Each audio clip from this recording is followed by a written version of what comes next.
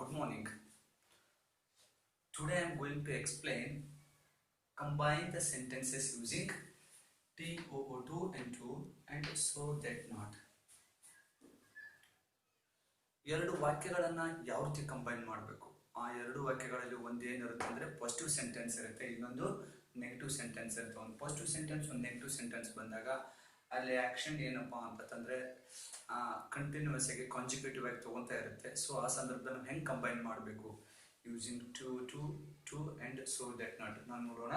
ಮೊದಲಿಗೆ ನಾವು ಈ ನೋಟ್ ಅನ್ನ ಅಂಡರ್ಸ್ಟ್ಯಾಂಡ್ ಮಾಡ್ಕೊಡ್ರಿ. ಇಲ್ಲಿ ಏನ್ ನೋಟ್ ಇದೆ ನೋಡ್ಕೊಡ್ರಿ.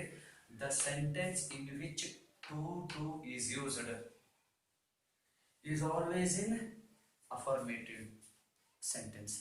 ನಾವು ಯಾವ ವಾಕ್ಯದಲ್ಲಿ ಟು ಯೂಸ್ ಮಾಡ್ತೀವಿ ಅದು ಯಾವಾಗಲೂ ಅಫರ್ಮೇಟಿವ್ ಸೆಂಟೆನ್ಸ್ ಆಗುತ್ತೆ.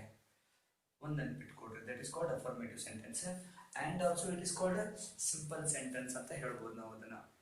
The sentence in which we are going to use to is used always that is in affirmation, hence it is called affirmative sentence and also it is called simple sentence. ನಾವು ಅದನ್ನ simple sentence ಅಂತ ನಾವು ಅಂತೀವಿ ಅಥವಾ affirmative sentence ಅಂತ ಹೇಳ್ತೀವಿ ಯಾವ ವಾಕ್ಯದಲ್ಲಿ ನಾವು TO2 and 2. ಇನ್ನು ಎರಡನೇ ನಿಯಮ ಏನು ಹೇಳುತ್ತಂದ್ರೆ what is the second rule? The sentence in which we are going to use so that not is used is always in negative. ಅದು ನೆಗೆಟಿವ್ ಸೆಂಟೆನ್ಸ್ ನಲ್ಲಿ ಇರುತ್ತೆ, but it is called complex sentence. ಅದೊಂದು ಮಿಶ್ರ ವಾಕ್ಯ ಆಗಿರುತ್ತೆ, complex sentence ಅಂತ ಹೇಳ್ತೀವಿ. ನೆನಪಿಟ್ಕೊಡ್ರಿ. ನಾವು interchange ಮಾಡಬೇಕಾದ್ರೆ ಸ್ವಲ್ಪ ಗಮನದಲ್ಲಿ ಇಟ್ಕೋಬೇಕು. Whenever we are going to interchange the sentences, from too sentences to so that not are rewriting. So at that moment we have to keep it in our mind. The third rule. What does the third rule tell us here? The third rule tells us here, if the sentence is in present tense, we should use so that not. If the sentence is in past tense, we should use so that could not. Combine the sentences. This coffee is very hot. One sentence. This is positive sentence. I cannot drink it. This is negative sentence. How to combine? This coffee is, remove this one, TO2 right here, ಇಲ್ಲಿ ಬರಿಬೇಕದನ್ನ, and hot, and this I, subject of the second sentence, that should be changed into pronoun. For me, I, it will become for me. Suppose we for us, they for them, ಈ ರೀತಿ change ಮಾಡ್ಕೋಬೇಕು ನಾವಿಲ್ಲಿ. And then what is verb? Drink is there, before this word we have to write TO2, to drink. This coffee is too hot for me to drink. It's enough. ಇದನ್ನ ಈ ರೀತಿ ಬರೀಬೇಕು. This coffee is so hot. Remove this one, TOO2. ಇದನ್ನ ತೆಗೆದ್ಬಿಡ್ರಿ, remove ಮಾಡ್ರಿ. ಇದನ್ನ ಇಲ್ಲಿ so ಹಾಕೊಡ್ರಿ, hot. Okay. Then afterwards ಏನ್ ಮಾಡ್ಬೇಕು, ನಂತರ that ಹಾಕೊಡ್ರಿ. ಇಲ್ಲಿ conjunction, that ಅನ್ನೋದು conjunction because it joins two sentences. That conjunction. Then ಇಲ್ಲಿ ನೋಡ್ಕೊಡ್ರಿ, that ಇದು ಫಾರ್ಮ್ ಇದೆಯಲ್ಲ, ಫಾರ್ಮ್ ಹೋಲ್ಡ್ ರಿವರ್ಸ್ ಚೇಂಜ್ ಆಗುತ್ತೆ. ಇಟ್ಸ್ ಫಾರ್ಮ್ಗೆ ಐ, ಅಥವಾ ನೀವು ಇದನ್ನಾದ್ರೂ ಬರೀರಿ, that I can not drink it. So ಈ ಸೆಂಟೆನ್ಸ್ ಅನ್ನ ಯಥಾ ಪ್ರಕಾರ ಇಲ್ಲಿ ಬರೆದ್ರೆ then it is okay. This coffee is so hot that I can not drink it. ಇಲ್ಲಿ ಬಂತಲ್ಲ, ಸೊ ದಟ್ ನಾಟ್ ನೀವು ಕನ್ಫರ್ಮೇಶನ್ ಮಾಡ್ಕೋಬೇಕು. ನಾಟ್ ಅನ್ನ ನಾವು ಸಿಂಗಲ್ ಆಗಿ ಯೂಸ್ ಮಾಡಕ್ ಬರಲ್ಲ ಇಲ್ಲಿ. ಅಲಾಂಗ್ ವಿತ್ ನಾವೇನಪ್ಪ ಅಂದ್ರೆ ಮಾಡಲ್ಸೇ ಯೂಸ್ ಮಾಡಬೇಕಾಗತ್ತೆ. Along with modals, can plus not cannot, could plus not could not, will not, shall shan't. So ಆ ರೀತಿ ನಾವು ಯೂಸ್ ಮಾಡ್ಕೋಬೇಕು. ಸ್ವಲ್ಪ ನೆನಪಿಟ್ಕೊಡ್ರಿ. ನೆಕ್ಸ್ಟ್ ಸೆಕೆಂಡ್ ಇಲ್ಲಿ ನೋಡ್ಕೊಡ್ರಿ. This coffee is very hot. This coffee subject, ಇಲ್ಲಿ ಐ ಇದೆ. The subject of these two sentences are different. ಇಲ್ಲಿ ಡಿಫರೆಂಟ್ ಇದೆ. ದಿಸ್ ಕಾಫಿ ಅನ್ನೋದು ಇಲ್ಲಿ ಐ ಇದೆ, ಡಿಫರೆಂಟ್ ಇದೆ. ಡಿಫರೆಂಟ್ ಇದ್ದಾಗ ಈ ರೀತಿ ಇಲ್ಲಿ for me, for us, for them ಅಂತ ಬರುತ್ತೆ. ಇದನ್ನ ಸೆಕೆಂಡ್ ಅಂತ ಅಬ್ಸರ್ವ್ ಮಾಡ್ರಿ, ಗೊತ್ತಾಗುತ್ತೆ ನಿಮಗೆ. He is very proud. He can not learn new things. He, ಇಲ್ಲಿ ಹಿ ಸಬ್ಜೆಕ್ಟ್ ಇದೆ, ಇಲ್ಲಿ subject he. Subject of these two sentences same ಇದೆ. ಸಬ್ಜೆಕ್ಟ್ ಕರ್ತೃಪದ ಸೇಮ್ ಇದೆ, ಹಂಗಾಗಿ ಇದು ಡೈರೆಕ್ಟ್ ಬರುತ್ತೆ. ಇಲ್ಲಿ ನೋಡ್ರಿ ಹಿಂಗ, ಹಿ ಈಸ್, ಇದನ್ನು ವೆರಿ ತೆಗೆದು ಇದನ್ನ ರಿಮೂವ್ ಮಾಡ್ರಿ and write TO2, proud. Okay. Then what is verb? In verb ನೋಡ್ಕೊಡ್ರಿ, learn ಇದೆ. ಸೊ ಅದಕ್ಕೆ ನೀವು ಟು ಆ್ಯಡ್ ಮಾಡ್ಕೊಡ್ರಿ ಇಲ್ಲಿ. ಹಿ ಈಸ್ ಟೂ ಪ್ರೌಡ್, ಇದು ಪ್ರೌಡ್ ಆಗ್ತೈತೆ, ಇಲ್ಲಿ ಟು ಬರೋದು ಸಬ್ಜೆಕ್ಟ್, ಇದು ವರ್ಬ್ ತಗೊಳ್ರಿ, learn new things. He is too proud to learn new things. Next, he is so proud. TWO2 ತೆಗಡ್ರಿ, so ಹಾಕೊಡ್ರಿ ಇಲ್ಲಿ. We have to replace that as well as to. So here he is so proud that remove this one, PO2 conjunction, add conjunction that. ಇದನ್ನ ಬರೆದ ನಂತರ ಇಲ್ಲಿ sentence ಇರ್ತಲ್ಲ, second sentence negative ಇದೆಯಲ್ಲ, ಇದನ್ನ so same as it is ಬರೀಬೇಕು ಇಲ್ಲಿ. He cannot learn new things. He cannot learn new things. Then it is okay. 2 marks question. ಇದನ್ನ ನಿಮಗೆ 2 ಅಂಕಗಳಿಗೆ ಕೇಳೋ ಚಾನ್ಸಸ್ ಇದೆ. Third example. The old man was very weak. He could not walk. The old man was very ತೆಗಿರಿ, 2 ಹಾಕೊಡ್ರಿ, weak. ಇಲ್ಲಿ old man ಅಂದ್ರೆ ಅವನೇ, ಹಿ ಅಂದ್ರೆ ಅವನೇ, ಸೇಮ್ ಇದೆ, ಏನು ಪ್ರಾಬ್ಲಮ್ ಇಲ್ಲ ಇಲ್ಲಿ. So what is verb, walk ಇದೆಯಲ್ಲ, ಸೊ ಅದಕ್ಕೆ ನೀವು 2 ಹಚ್ಕೊಂಡು ವಾಕ್ ಬರ್ಬಿಡ್ರಿ, ಅಥವಾ ಇಲ್ಲಿ ವೀಕ್ ಅಂತ ಆಗುತ್ತಲ್ಲ ಇದು ಇಲ್ಲಿ 2 ಬರ್ದು. So then bring the verb here and write it. ಇಲ್ಲಿ ವರ್ಬ್ ಬರ್ಬಿಡ್ರಿ ಕ್ರಿಯಾಪದ. The old man was too weak to walk.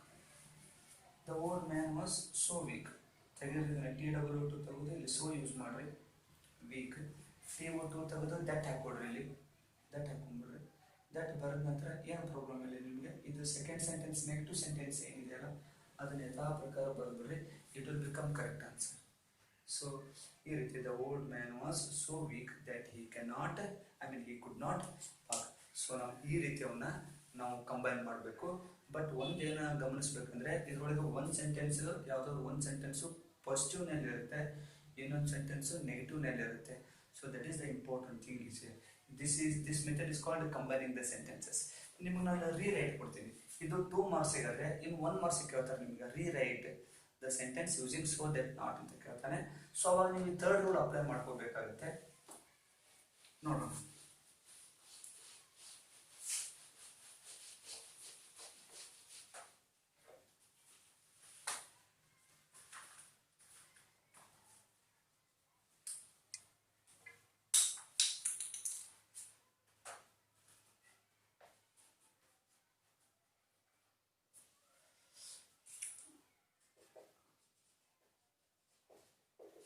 Rewrite the sentence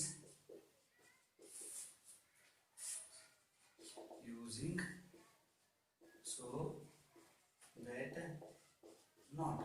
So rewrite the sentence using so that not ಅಂತ ಬಂದಾಗ ನೀವು ಇದನ್ನ ನೆನಪಿಟ್ಕೊಡ್ರಿ, ಇಲ್ಲಿ 3rd ರೂಲ್ ಇದೆಯಲ್ಲ ಇದನ್ನ ಫಾಲೋ ಮಾಡಬೇಕಾಗುತ್ತೆ.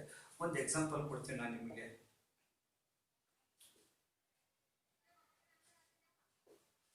This box is too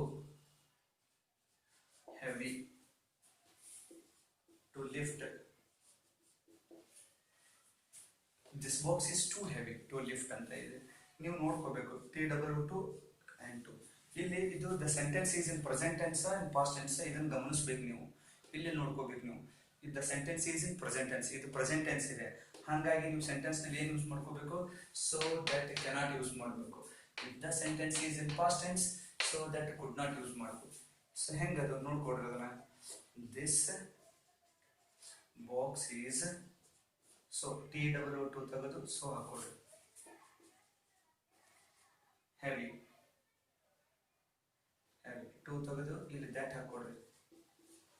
ಇದನ್ನ ಹಾಕೊಂಡ ನಂತರ then subject ನೋಡ್ಕೊಡ್ರಿ. This box is so heavy that ಬರೆದು ಇದನ್ನ TWO2 ತೆಗೆದು ದಟ್ ಕಂಜಂಕ್ಷನ್ ಹಾಕೊಡ್ರಿ. ಇಲ್ಲಿ ನೋಡ್ಕೊಡ್ರಿ ಸಬ್ಜೆಕ್ಟ್ ಏನಿದೆ, ದಿಸ್ ಬಾಕ್ಸ್ ಇದೆ.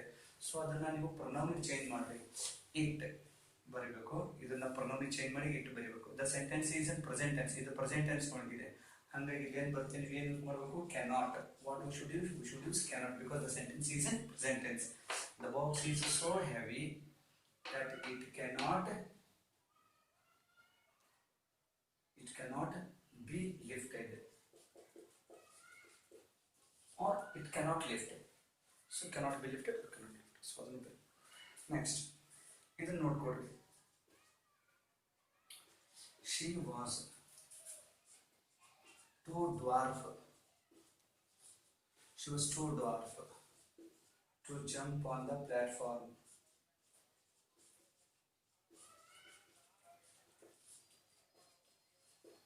ಪ್ಲಾಟ್ಫಾರ್ಮ್ ಮೇಲೆ ಜಂಪ್ ಮಾಡೋಕ್ಕಾಗಲ್ಲ, ಅದನ್ನ ಹಿಂಗೆ ಚೇಂಜ್ ಮಾಡ್ಕೊತೀರಾ. She was so dwarf. Dwarf ಅಂದರೆ ಕುಳ್ಳಗಿರ್ತಾಳೆ, ತುಂಬ ಗಿಡ್ಕದಾಳೆ. She was so dwarf